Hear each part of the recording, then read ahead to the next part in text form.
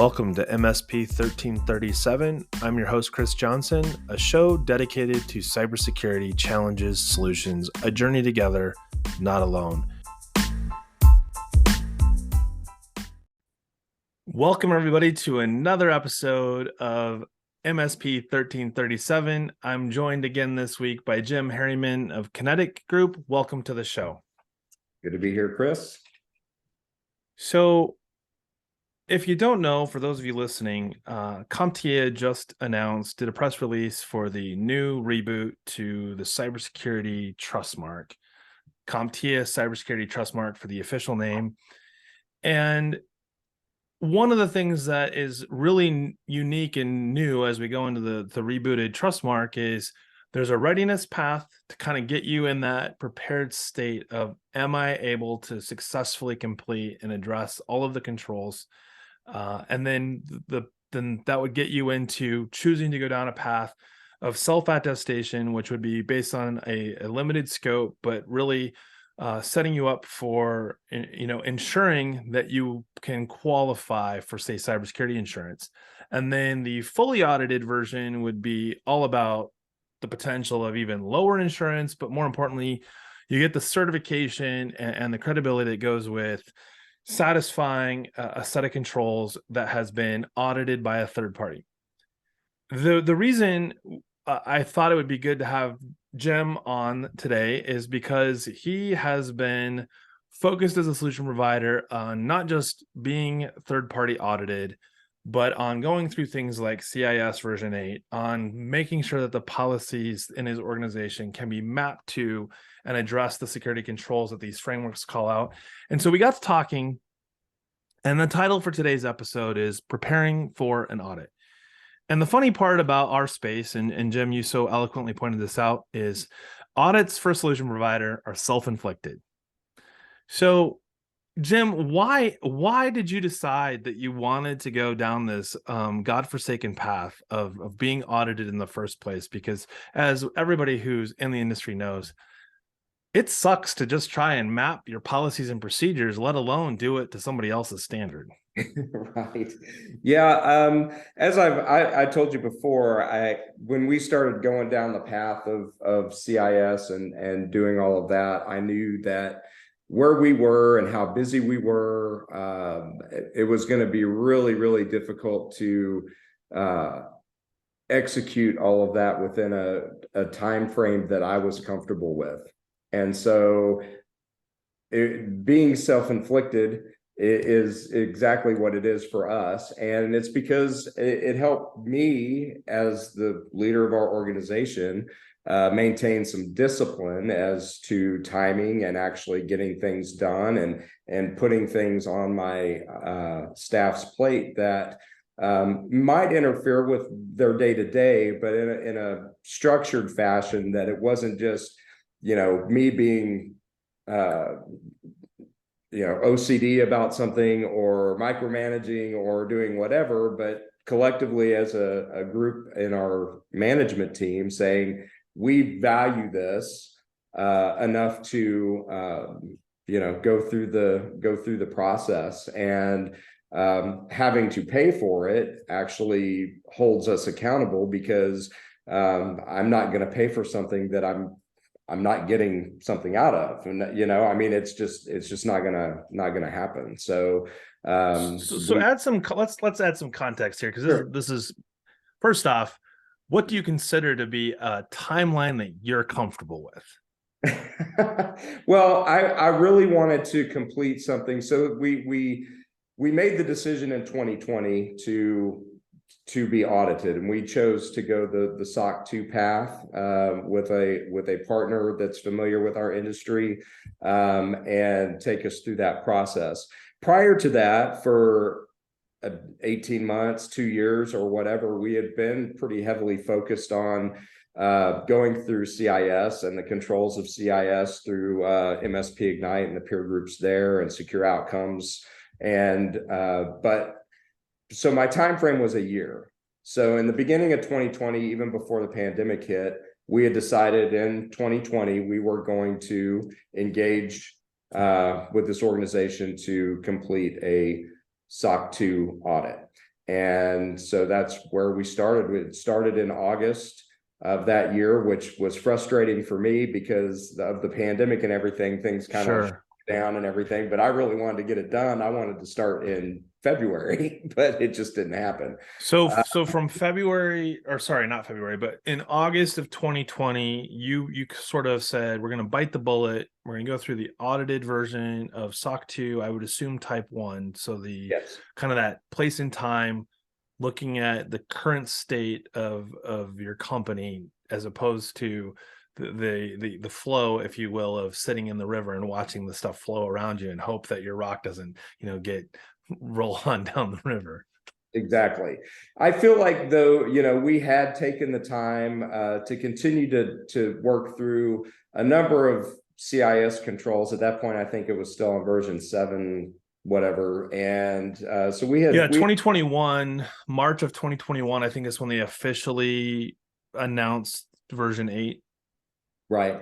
So yeah, version 7, and obviously, we were really light on the policy stuff. We were already focusing on the control side of things and not so much on the policy side of things, and just trying to implement. So we spent 6 months or so working through like integrator group 1 and maybe some points of 2, and really striving to get to 3, right? Sure. So we were really buttoning up our operations and doing that. So I feel like that first 6 months, 7 months of 2020, we had worked really hard to get to that point, but knew that it was still going to take some time. I mean, we had worked through, all of at that point, the 20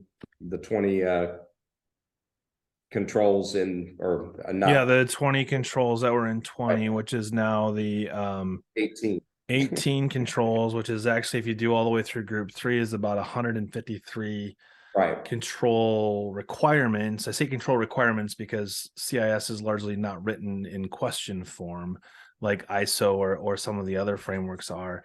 So you've completed your first audit, and we were talking about this earlier. You're now looking at considering doing the SOC 2 type 2, which gets into that more continuous observation. And obviously in our conversation, you're like, but just maybe, even in parallel at this point, we should go after the CompTIA cybersecurity trust mark. And what's interesting about the path that you've been on, and sort of the path that I've been engaged in working with you over the years, and now coming on to CompTIA and working on what will be the new trust mark, is that CIS is sort of like the fundamentals, the foundational components to any solution provider. And I don't want to split hairs on whether you need group 3 and all the controls, but the gist of it is these are all the things that you need to bake into your business infrastructure to have a level of confidence in its integrity. And when we were going through it as a committee, one of the things that we uncovered was that there's not a lot of leadership and governance and real weighing of risk, the GRC model, if you will. So in addition to that, the committee went through and basically compared against a lot of the big insurance questionnaires that we're seeing hit solution providers. And I've seen questionnaires that range anywhere from like 15 questions, which are a little bit tough to recognize as something that has any sort of teeth to it, only to discover they have a lot of teeth to them because everything's assumed if you answer any of those 7 to 14 questions. And then the more granular questionnaires that we've seen come from like Bitwall and TechRug and some of the others that are upwards of anywhere from 100 to pushing 200 questions. Sure.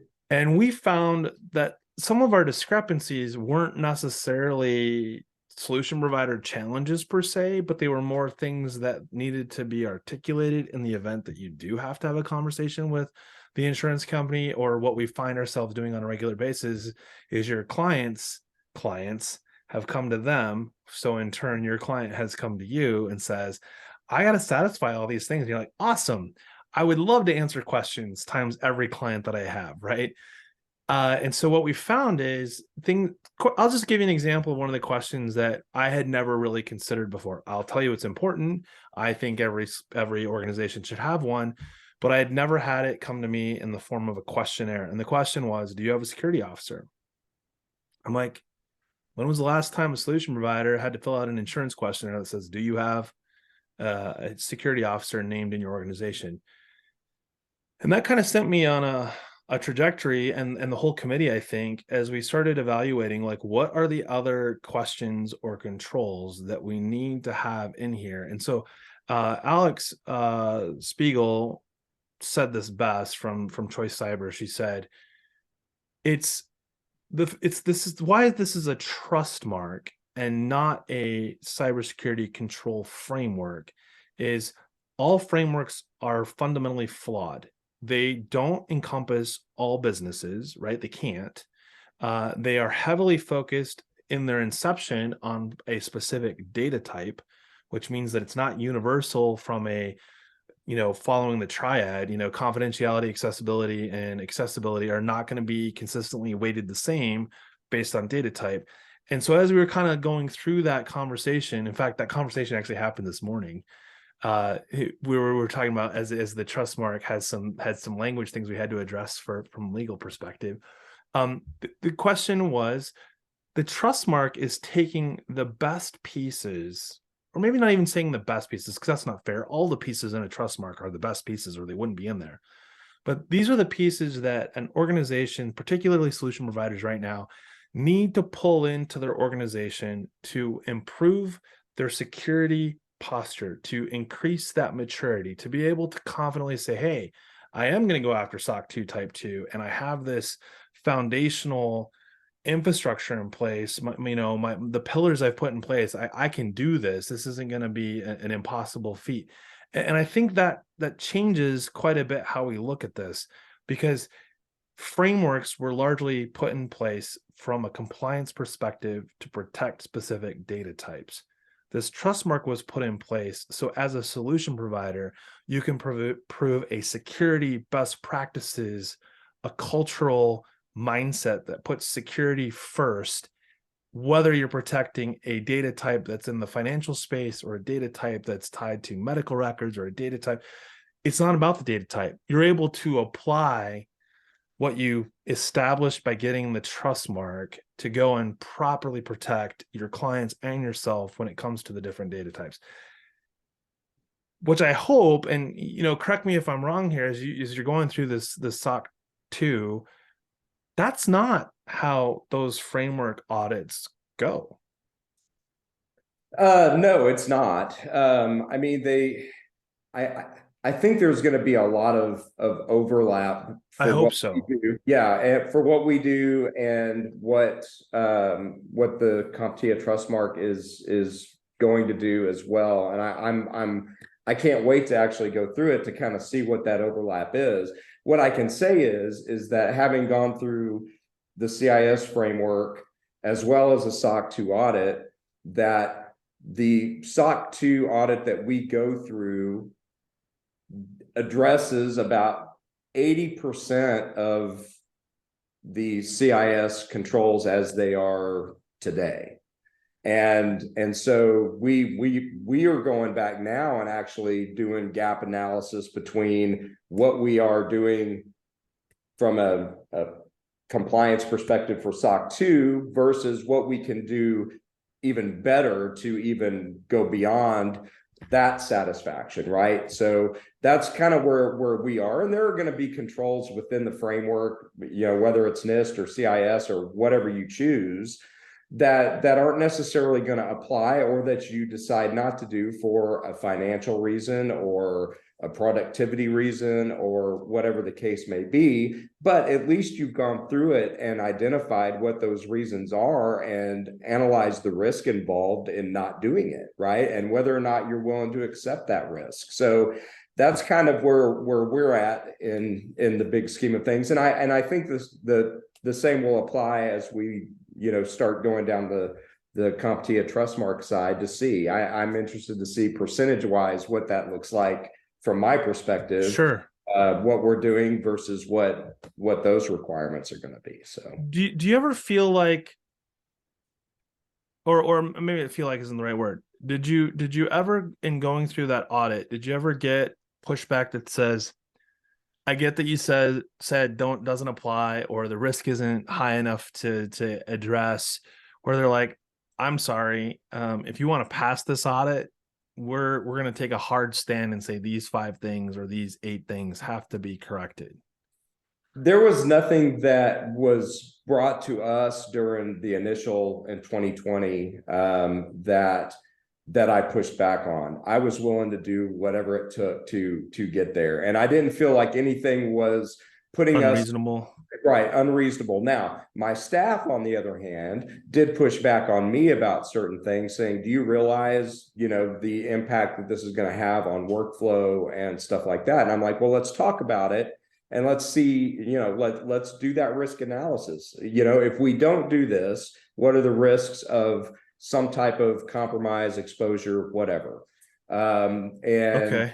versus, putting it in place. And yes, for a short time, maybe 30 days, maybe 60 days, the guys are going to grumble about having to do X, Y, and Z to accomplish something where they only had to do X before, right? And now it's just become, and they're like, they understand that we had these discussions not only with our management team but with our staff to say, look, this is why it's important. This Yeah. is why it's important for us, and also why it's important that we're going to be talking with our clients about doing these very same things as we implement them internally, starting to ask for our clients to do them as much as possible to help mitigate risk for our clients in that regard. So those are, kind of where we're at. Now, we get a lot more pushback on the client side than we gave to the auditors, but currently we're actually in the midst of our audit right now.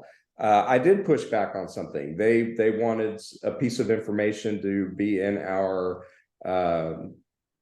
MSA, our managed service agreement with our clients. We work with a company to kind of do risk management based on our contracts and SOWs and MSAs, and that information is not in our current agreement as it stands, and it's accepted by our risk management, which is also tied to our insurance carrier. So that to me is as important, or maybe even a little bit more important than what the SOC 2 auditors are coming back to me. And I said, Sure. look, I'm okay with putting that information in there as long as my risk management company that I work with along with my insurance provider is okay with me disclosing that actual information, Yeah. because it is obligating me to something contractually, right? That they may not want me to be obligated to. Right. And so That's like the whole risk management from the perspective of my business ethics would say I'm going to manage this risk to the best of my ability versus I've written it into a contract that puts me in an obligation that I may not be able to achieve. exactly. So I have no problem achieving that obligation. Sure. But does my risk management team want me to disclose that to the client to where it's actually contractual, to where if I don't do it, then what are my limitations? What are my Yeah, the liabilities? limited liability. Right. So So this leads me to a loaded question that I think it's a little bit of a shift away from maybe the audit itself, but uh have you ever heard someone say the only person in my company that can say no is me? So, for example, and the reason why I throw this out there is if you think about what your clients and even your employees are dealing with day in and day out, they're always going to be faced with either how do I solve for this problem based on what they're asking me to deliver on? And I have 2 ways to answer this question. One is no, you're not allowed to add that third party app because it doesn't meet XYZ. Or a better answer in many cases is I don't have an answer for you. I have to get back to you because the reality is, and we've talked about this before, what are the applications that we do have that maybe already do what they're asking for? Is there another application that would meet the same criteria but is not in, the bucket of do not install because it's been banned by the federal government? I feel like this is the pieces that we're stuck with though is in how we answer the no or the no but maybe or you get into questions like or you get into the situations of shadow IT creeping in, because all the things that we've just talked about up until this point are, you're doing this so that we can be more secure and comply with X regulation or X framework control set. But that doesn't always align with business best practice, or our targeted growth model that says, if we're going to continue to put vices on this and compress this region, then suddenly we're slowing that trajectory down to the point we may not be able to hit our target numbers. How do you account for that as you're going through this? Because the reality is, an auditor is not in the business of like, hey, Jim, it's great that, you're in the business of IT services, but in our SOC 2 audit, we're saying you got to do these things. And you're like, but that prevents me from being in the business I'm in.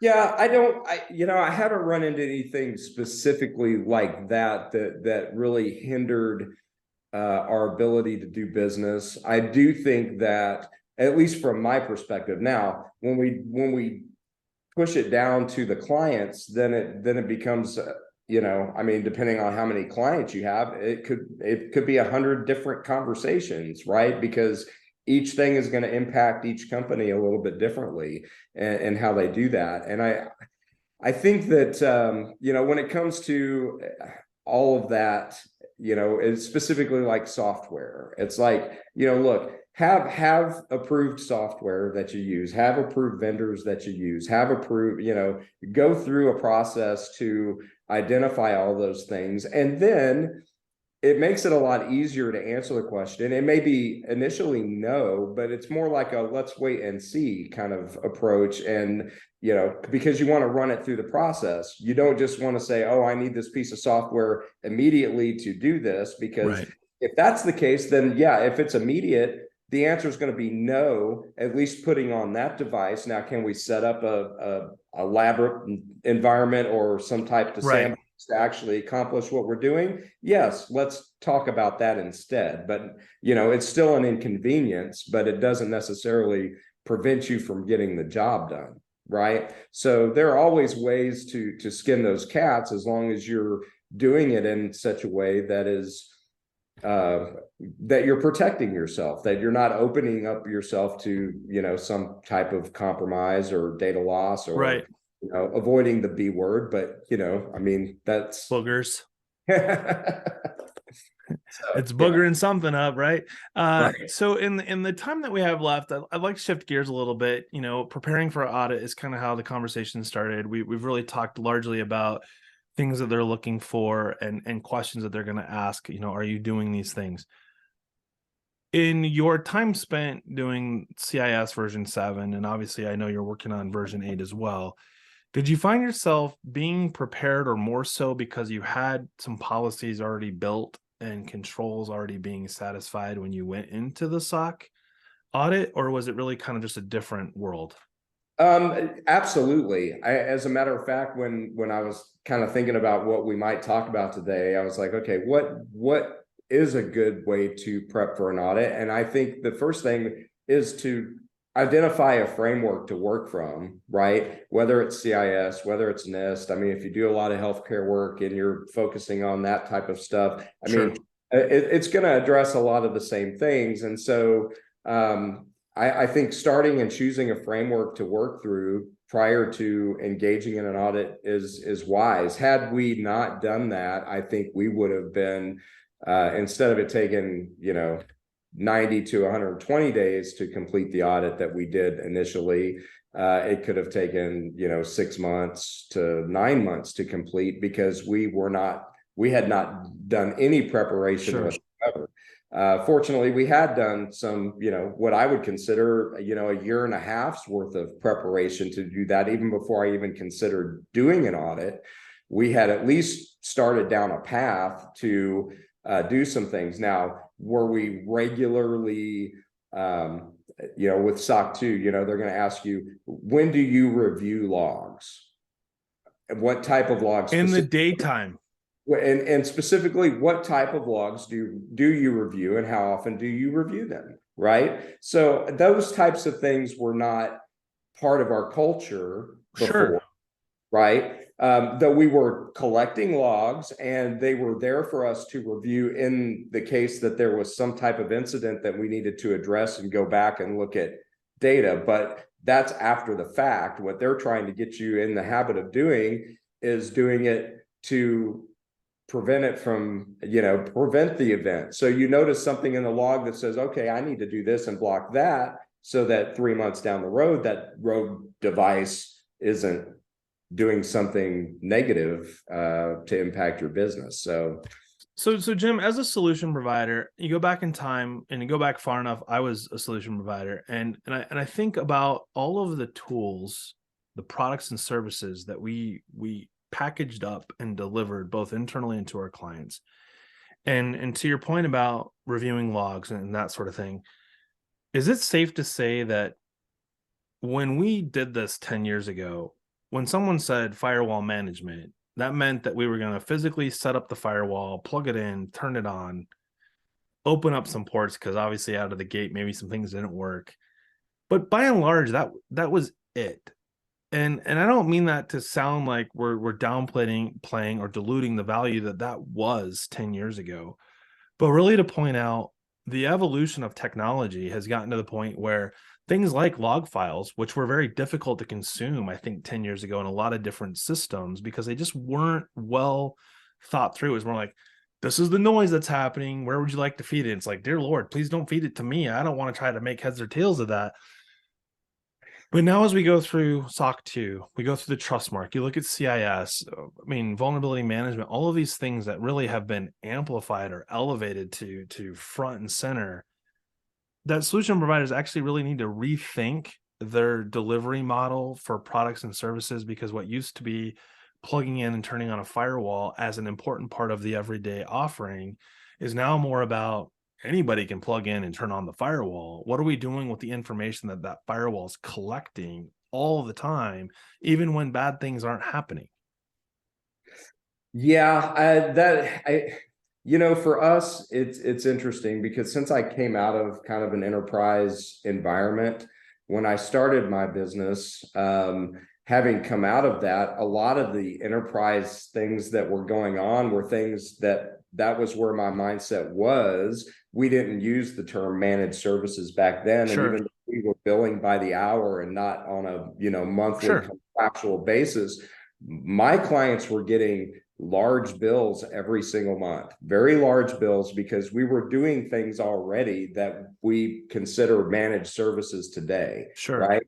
And so, yes, the log collection and correlation and all the things that we do today, is way different than it was 10 years ago or 15 years ago. But I think even then, I mean, we were always turning on logging and storing logs someplace and having those buckets cleaned up to where we were, consistently just storing like 30 days, or not 30 days, but 90 days or 6 months worth of logs, so that, because those things will take up space, right? It's kind of like keeping your house clean so you don't have to spend all day Saturday cleaning your house.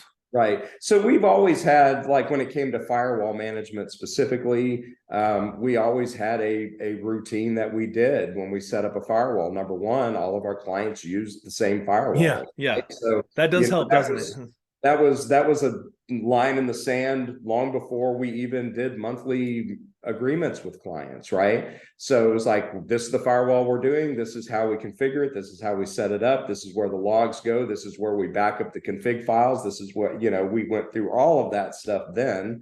And now it's just it's different, because the logs are, retention, you want longer. Yeah, more retention. Yeah. And more data, I mean, it's just more information now. You want to correlate it with other data, right? You want to go, am I seeing patterns here? Yeah. So I got a couple more questions as we wrap this up. I'll just use CIS version 8. If you want to say version 7, that doesn't matter. It's more of like, what was the hardest control? It could be a sub control. What was the hardest control that you tackled in the last, since you started doing this back in 2020? Wow, the hardest one I think was, and I'm looking to see which number it is exactly, but I would really think that it was, I think is it control?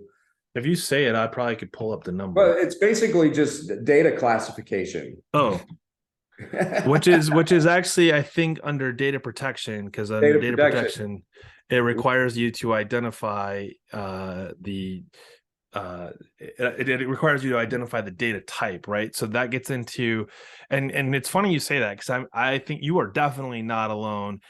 This gets into data inventory, data access control list. What was the one that though? That's establish and maintain a data classification scheme. Right. So for those of you listening, and correct me if I'm wrong here, this is a really interesting one, because I worked with a solution provider that I think when they brought me in to provide some guidance on this, I think they had like 15 categories. And I'm like, dude, who can remember 15 data categories when they're doing their day to day? And so they're like, well, what would you do? I go, well, I would start simpler. I'm not saying you can't have that many, but simple version would be internal, public, and maybe there's a sensitivity level that's different than those other two, but by and large, information that you don't want other people to see would be something that you might want as a classification category. And I think this is a perfect example of, you feasibly put yourself in a position of overanalyzing a control to address the complexity of the control. Sure. No, without a doubt. And what we did, I mean, we use a cloud provider for, storing all of our data, and we ended up upgrading our service with them so that we could implement their DLP controls Sure. and all of that kind of stuff to help us actually classify documents as we open them and everything else. And so that helped us go through that process. And because you can look at it from like, okay, well, I've got this data over here, and only myself as the owner and maybe my financial people have access to. Now I got this data over here that maybe my CTO and his top tier engineers, and now I've got this data over here that, and so for me, I was like, man, there's got to be a quicker way to do this, because I don't think that what I'm doing is efficient, because I'm certain that there's data over in some of these other buckets that probably shouldn't be. And Well, what so, about client data? It's not your job to classify their data, but when correct. you look Yeah, at your data classification, client data probably falls into a category of, I need to protect. You don't have certainly. it exposed publicly, and internally you probably only expose it to those that have interactions with those clients. Exactly. And not only that, but, and doing role-based. Sure, like privileged access, right?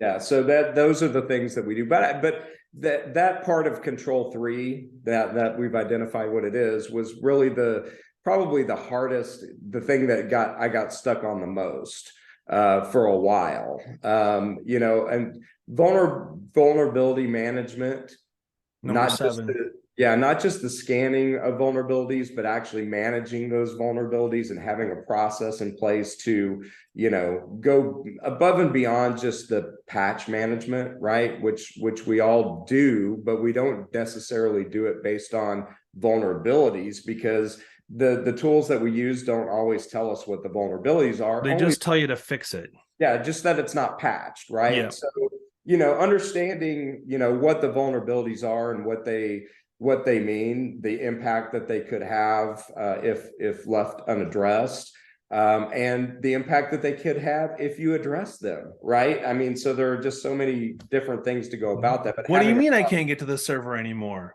It's secure. yeah, it is secure. Yeah. So I have one more question.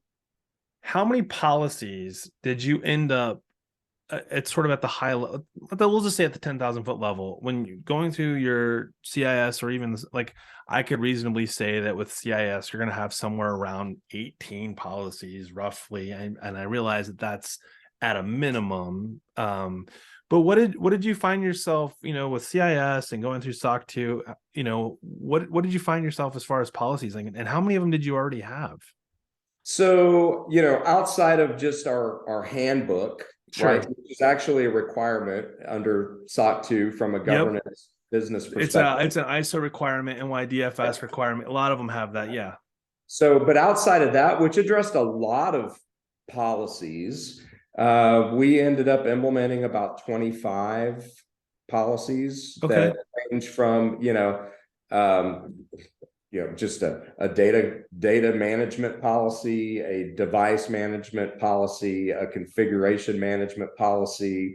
We have an incident response plan and policy about how we address incidents. I mean, that's just kind of the top tip of the iceberg of that and Sure. stuff I can remember off the top of my head. Okay. But it's right around 25 or so policies. And we're still in the process of kind of taking those policies outside of the SOC 2 and because those are ones that are actually asked for during our audit, right? Those 25 policies plus our corporate handbook, employee handbook, is what is required. Now the challenge is taking those policies and actually mapping those to the actual controls within CIS as well, Sure. which I've been doing a lot of that right now as I've been going up and looking at the policies as before I upload them for the audit, just to make sure, spell checking and junk like that I'm just OCD about. And Yeah, we know. And your font 11 with your yeah, sans serif, whatever. Yeah. that's right. It's funny. So I just pulled it up just to get an idea. And obviously this isn't definitive. Please don't quote me on the exact number here, but I just did a quick look, and the Trustmark has conservatively somewhere between 26 and 35 policies. And to be fair, some of these are as simple as, like we have a clean desk policy, a Right. teleworker policy. I mean, surprise, post COVID, if you don't have a teleworker policy, you need to write one, right? The other thing that I found really interesting as I was looking through this is CIS controls as a whole don't account for all of the policies that you're going to need, but they do a really good job of saying inside a control, you need to have X to satisfy Y. And all of a sudden you're like, wow, I was doing really good until I got to control whatever it was. And it told Right. me to go out and build a backup policy. And you're like, shoot, I need a backup policy to go with whatever it is in data protection policy. Okay. So that's the other thing too. Like, yeah, for those of you listening, the Trustmark, going through CIS, if you haven't picked a tool of choice and you want to do the Trustmark in the future, I would encourage you to leverage the CSAT Lite, because at least it gives you a free tool to walk through all of the CIS controls, all 153 of them, and the ability to kind of figure out, where am I at today and how many of these can I satisfy. That is probably close to 65%, 70% of the Trustmark are found in the CIS controls. So obviously you're well on your way. The other thing I will say is reach out and ask for help. You can hit me up on LinkedIn. If you don't know my email address, it's cjohnson@comptia.org. And Jim, I have to say thank you. You've actually really helped me wrap my head around what to expect if I was going through an audit. And who knows, I might turn around and find out I'm being audited. Probably not for anything IT related. It'll be like tax evasion or living in a rural countryside. I don't know. No. So, anyways, any parting thoughts before we say goodbye to our listeners? I don't. I mean, the main thing that I thought about was, again, choose a framework. Create administrative based policies for your company. Work on those types of things, and figure out what evidence you feel like you're going to need to be able to supply to the auditor as proof that you're doing what you say you do.